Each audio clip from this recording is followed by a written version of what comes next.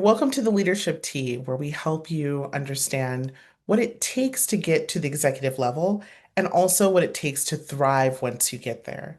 Today, we have a very special guest on this, one of our third, I think, bonus episode related to the government shutdown.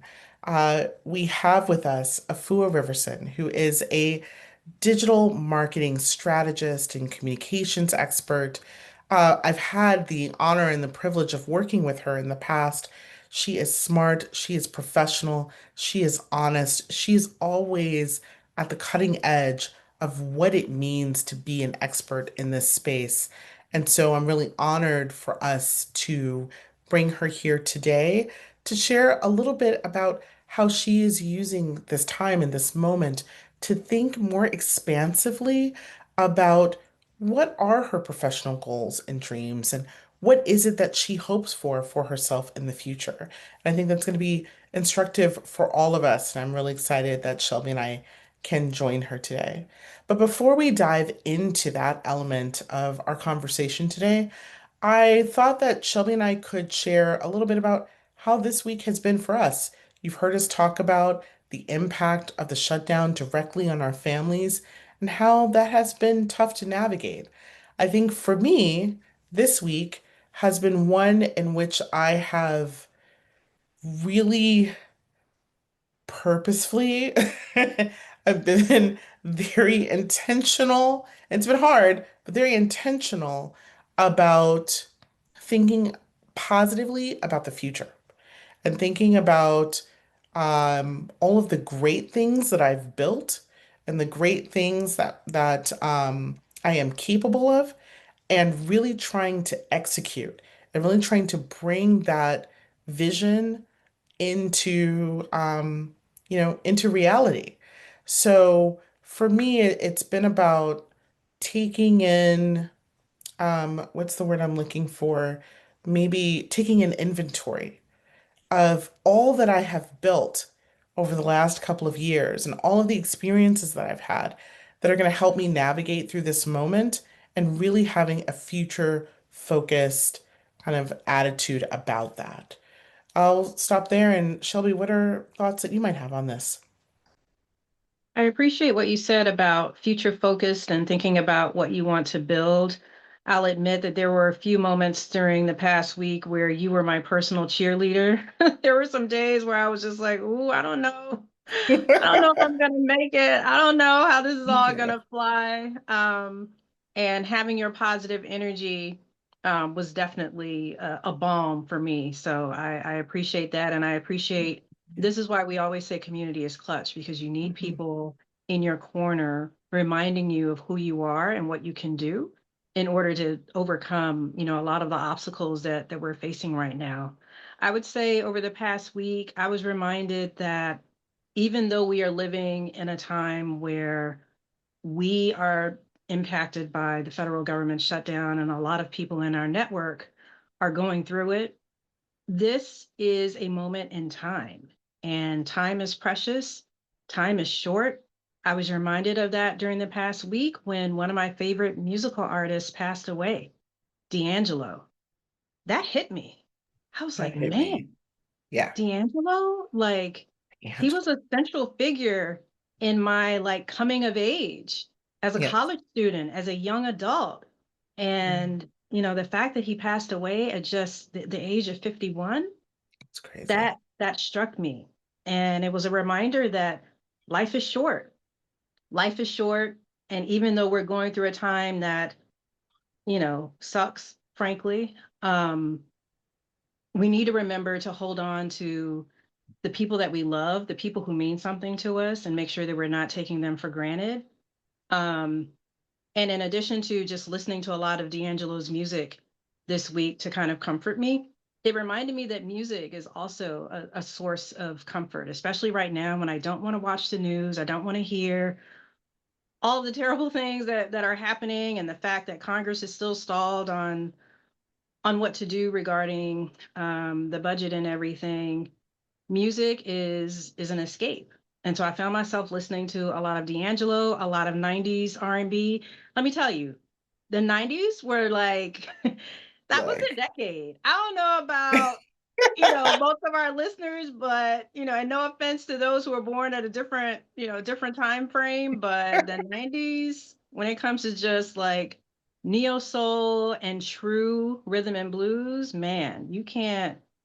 I was listening to 702, Yes, SWV, yes, Jodeci, yes. Guy.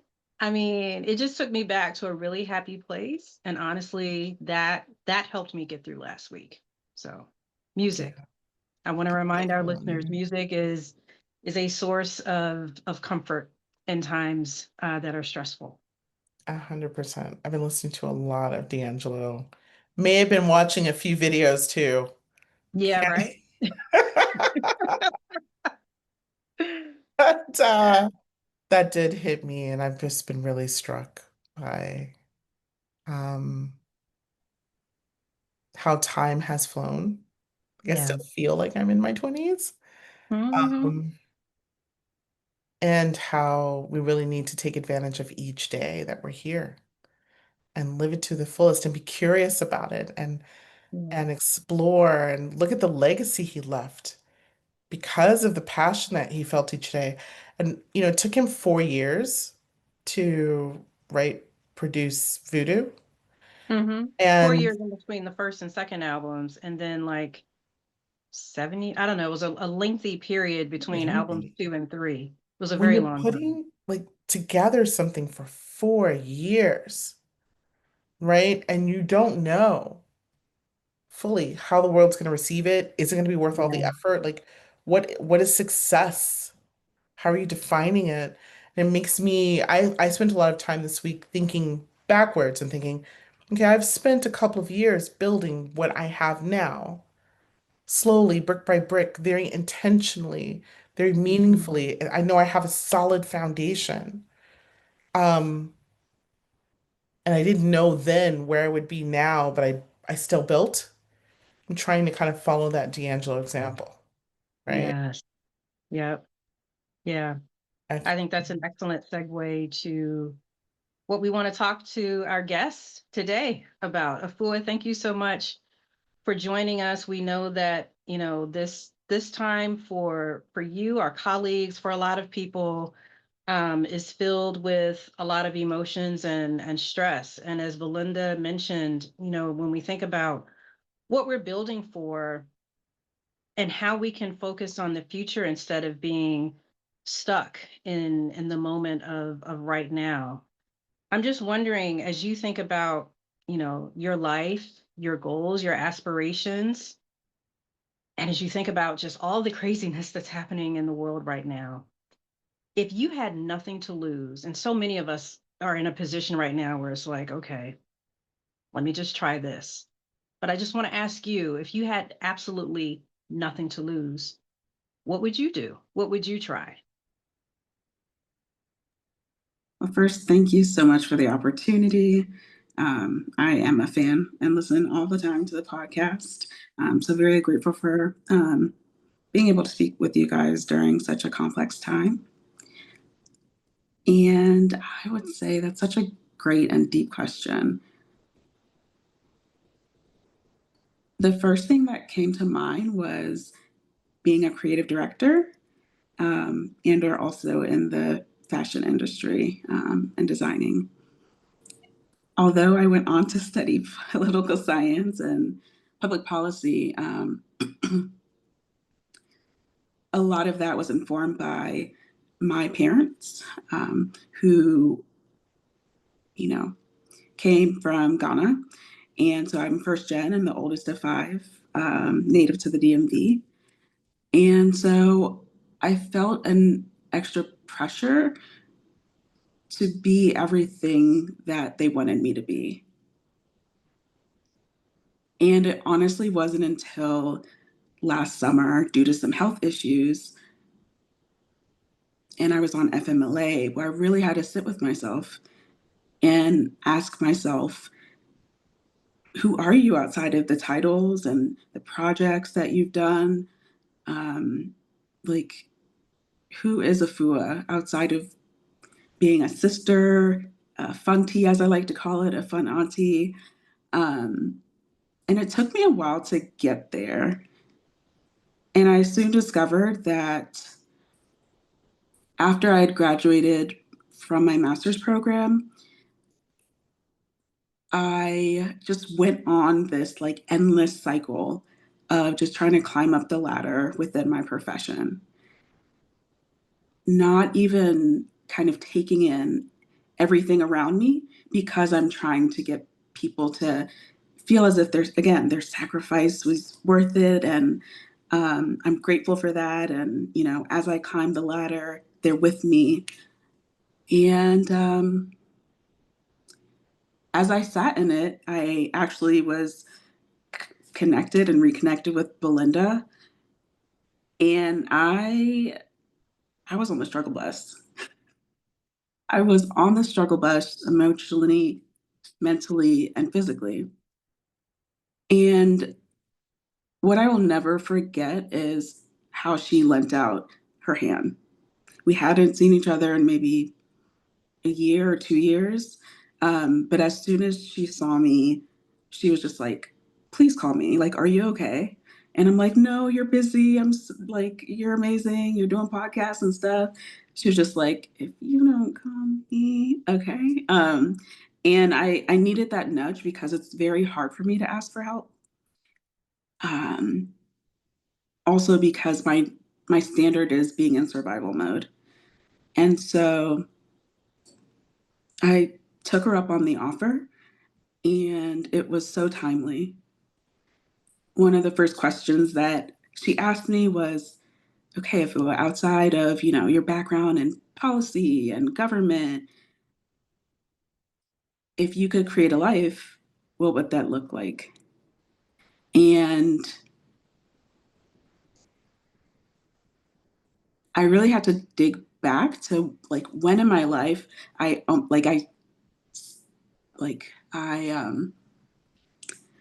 I buried my passions and my interests. And that would have been sometime after high school, actually, transitioning into undergrad. I actually wanted to become a fashion designer. I was in love with the arts. And I remember telling my very loving and African father that I wanted to study fashion. And he was just like, that's cute. I'm not, the coins aren't going there. But policy, government sounds great. So, pretty much after my father kind of voluntold me what I was going to be majoring in, I genuinely just dug a treasure chest of all of the things that brought me joy. And that included things like the arts. And it wasn't until reconnecting with Belinda that, and just sitting there within FMLA, having nothing, being afraid of losing everything, and also not feeling well physically, where I told myself I need to pretty much dig up that treasure chest. And within it, there certainly were, sketches of I could see just sketches of, designer sketches of designer clothes that I would be launching or showing at Fashion Week somewhere around the world, tickets to museums, also, probably activewear because I love being in nature. It's very much my happy place. And all of these other interests. And I gave myself permission to accept that, which I had never done before because I was honestly trying to live out and appease and, wanted my family and loved ones to be proud of me. And I didn't want to let them down. And since then, I'm so grateful for that jolt in my life professionally that felt like everything was being taken away because it brought me back to acknowledging that I also deserve joy. I also deserve rest. And we have one life. And I also deserve to kind of, for the first time in my life, put myself first, outside of a lot of the family commitments that I've had since, I was a kid. I pushed myself a little further and I created a joy list that I made in like online for free, where I wrote out both free things, some things that kind of I could, if I had like an extra $20, I could do. On there, it's like trip to Glenstone Museum. It's a local museum in Potomac, Maryland, that I go there and I dream and I'm inspired. And it's beautiful, and all I see are just hills. And then also, it's like writing letters. I love writing letters to friends and others that are, not in Virginia, and just checking up on them in kind of that old school way. And so this list has kind of helped anchor me when, honestly, well, this list has helped anchor me in times just like this,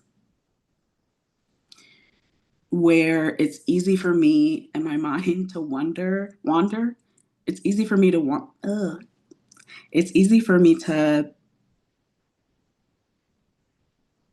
sorry, um, during a time like this where it's easy for me to kind of go from 0 to 100 really quickly and automatically feel as if I failed. Um, and also, it kind of helps recenter me to just remember that I've also given my all to everything that I do.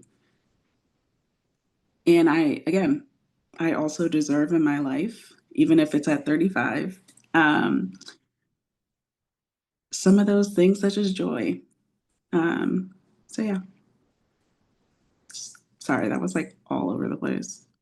No, that was perfect. It was authentically you. And I just want to repeat back some of the things that I heard that really resonated with me.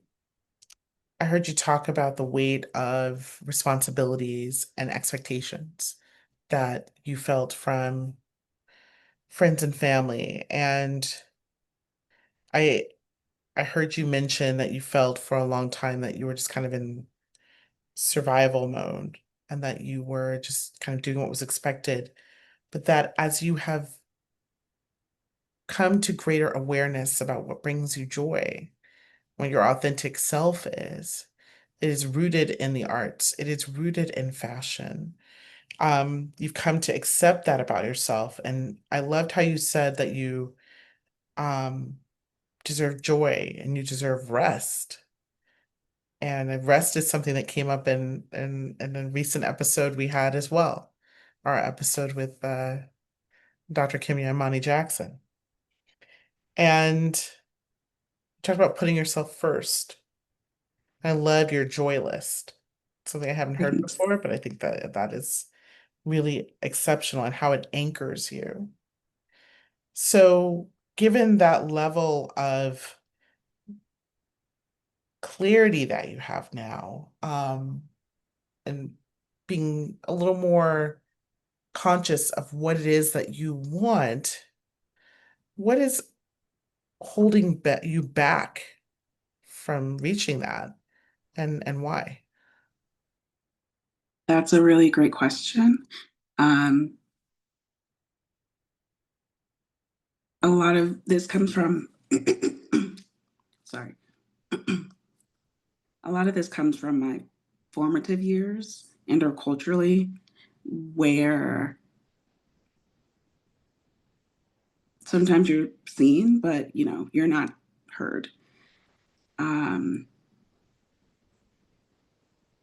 Also, as I have parents that immigrated here from West Africa, I never really felt as if I made the bar fully to make them 1,000% proud of me. And so that bred imposter syndrome. And I felt like I was always just running towards, like, am I going to get there? Like, is this the thing that's going to say that, they can say that they're proud of me for? Um,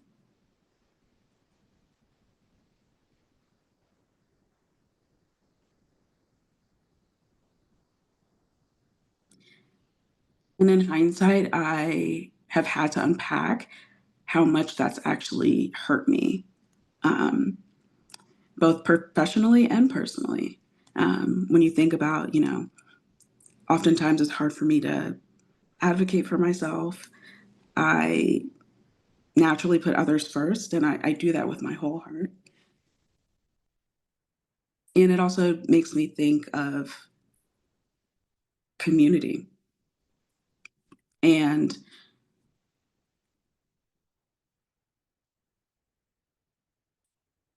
so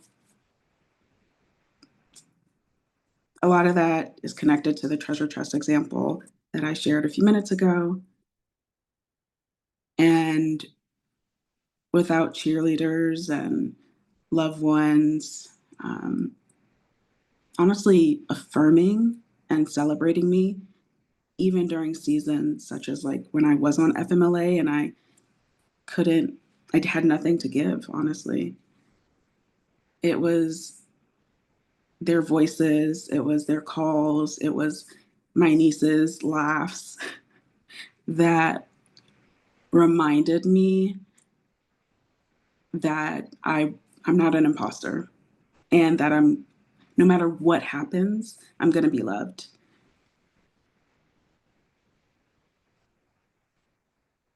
Yeah. If I could jump in and comment on what you said just now about having nothing to give, I can relate to that, especially when you are a type A personality and you're used to performing at a certain level. You're used to always being on. You're used to always doing. You're used to always delivering. It can be difficult to allow yourself to be vulnerable and to allow yourself to receive help and to receive love and to receive affirmation.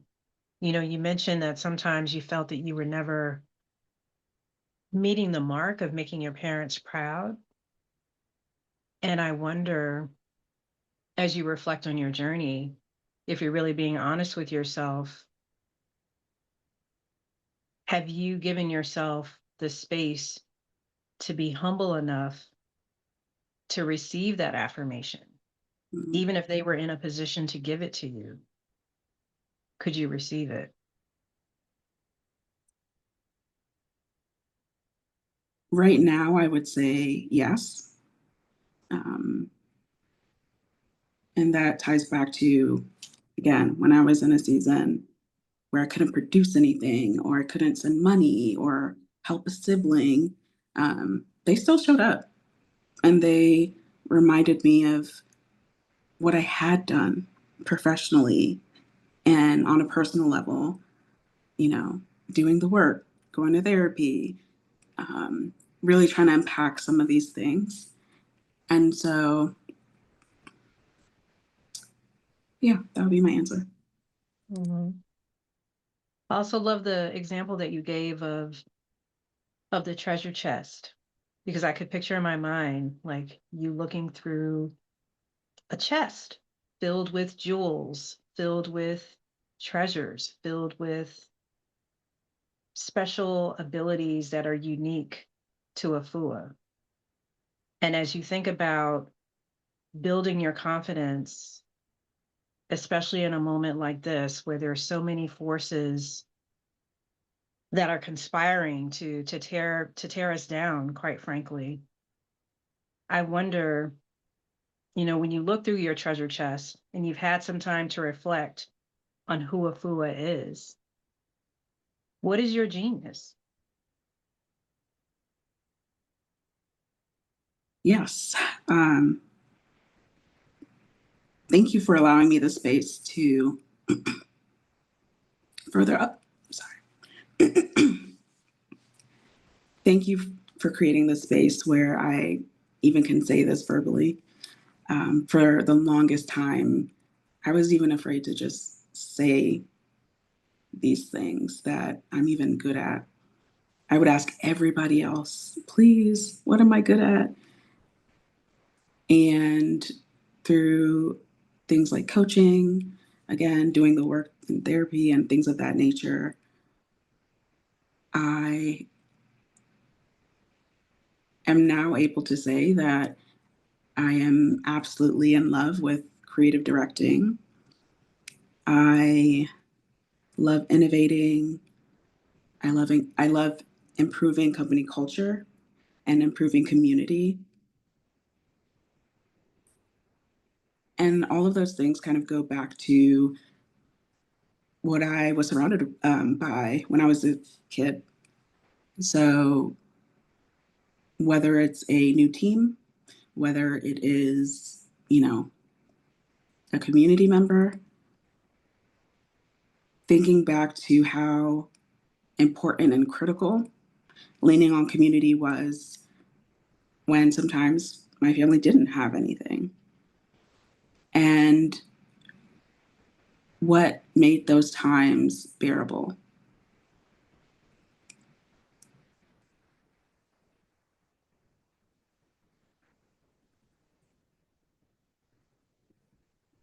Yeah, no, that's very helpful. And I want you to know that, like, just based on my experience, even working with you, and you are creative, you are innovative, right? Um, you really do add positively to the culture of wherever you are.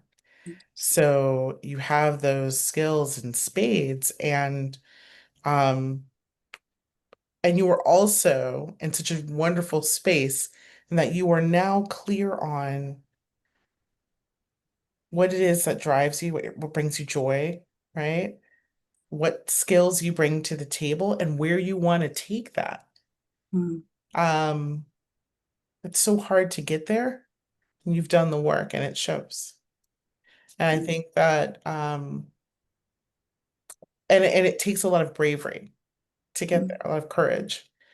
And so I hope that that's what our audience takes away, is that it is okay to dream, right? It is okay to hope. It is okay to really understand, like, no one's going to love you less for being the person you were truly supposed to be mm, and doing the things that you were truly supposed to be doing.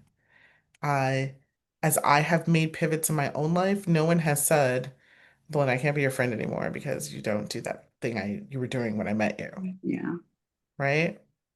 And I think, particularly here in the DMV, we're in a pretty intense competitive environment focused on prestige. Mhm, And no one has said that they love me any less. mm, So I want to thank you for your continued courage and coming in here and sharing your journey with us.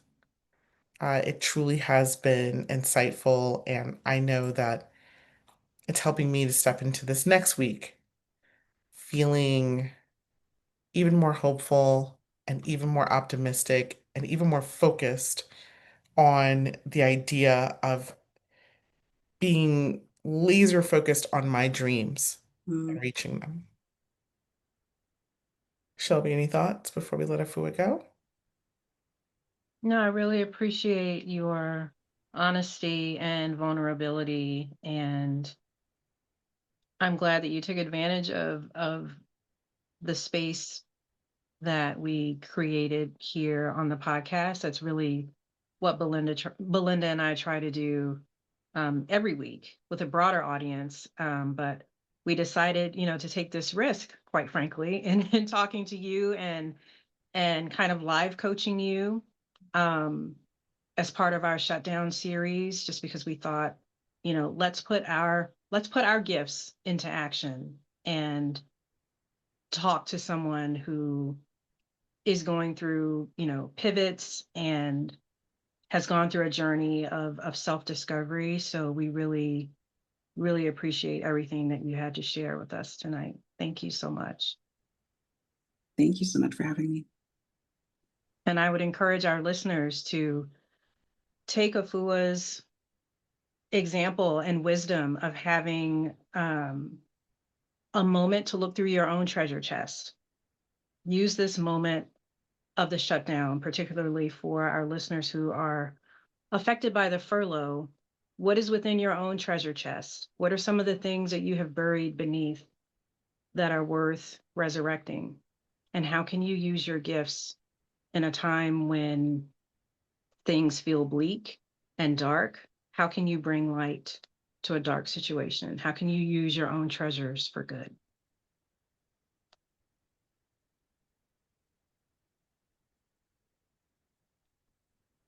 So thanks everyone again for joining us for this special episode of the Leadership Tea. We invite you to leave us some feedback. Please share this episode with others. If you have found it insightful, we really appreciate this community, and we look forward to chatting with you again real soon.